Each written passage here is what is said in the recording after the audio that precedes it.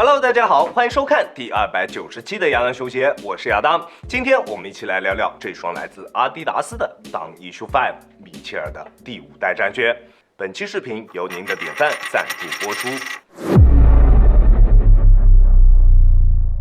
米切尔的签名鞋可以算是出道即巅峰的一个系列了，之前的4代我都穿过，除了1代还算不错之外，后面的3双真的都不太行。而这一次的5代，在外观方面就可以明显看出阿迪达斯更换了他们的家族设计语言，跟今年的热门鞋款哈登7代有那么一点点神似。相信看过后面特雷杨3代以及爱德华兹1代照片的兄弟，应该都对于今年阿迪达斯的篮球鞋产品会非常感兴趣，对吧？哈登7代绝对是今年的爆款产品，出色的实战性能一定是它能卖爆的最大原因。如果后面推出的鞋款能够拥有跟哈登7代相当或者是相近的实战表现，我相信这个鞋款一定也会有非常不错的市场反响。不过这一次的这双米切尔5代应该不会是这样的一个鞋款，在配置方面依旧搭载了全掌的 Bounce， 虽然这一次在中底上并没有印有 Bounce 的字样，但是在脚感以及实际的穿着体验方面跟 Bounce 没有任何区别。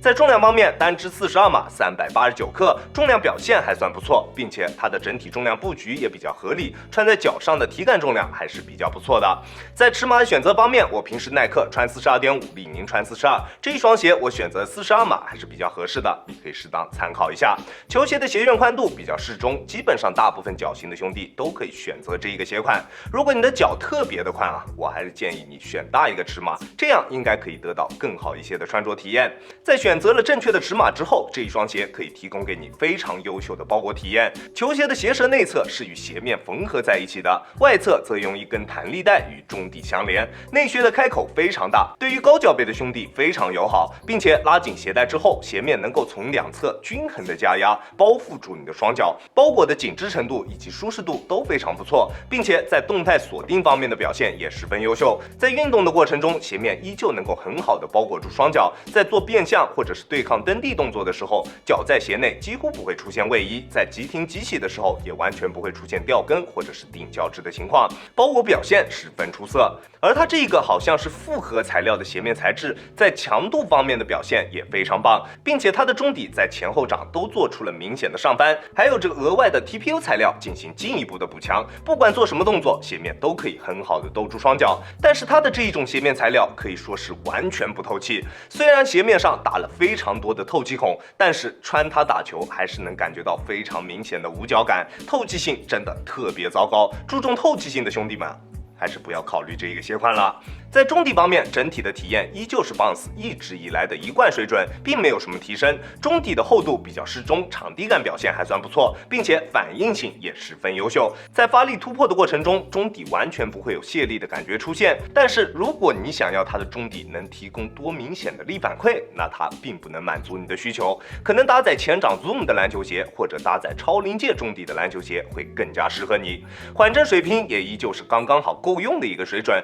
我180斤的体重，在单纯用脚后跟着地的时候，震脚的感觉还是比较明显的。不知道为什么 Bounce Pro 这一项科技已经在篮球鞋身上使用过了，并且也已经得到了比较不错的市场反馈，但是现在还是没有把这一项科技普及到其他鞋款上面。Bounce 这一项科技，我个人真的不是特别喜欢，希望下一代的米切尔能够顺利用上 Bounce Pro 吧。而米切尔5代的中底龙骨落差控制的略微有一些偏大，上脚之后能感觉到中底存在着比较明显的前低后高的现象。虽然整体的中底过渡还算流畅，在跑动时的感觉也还算不错，但是这一双鞋还存在着足弓支撑极其糟糕的一个问题，双脚在鞋内完全感受不到任何在足弓处的支撑。它原来配的鞋垫就是阿迪达斯一直使用的这种最为普通的 EVA 鞋垫，在足弓处没有任何的抬起。如果你想要购买这一双鞋，给它更换一副带有足弓支撑的鞋垫还是非常有必要的。而当较差的足弓支撑遇到了前低后高的中底之后，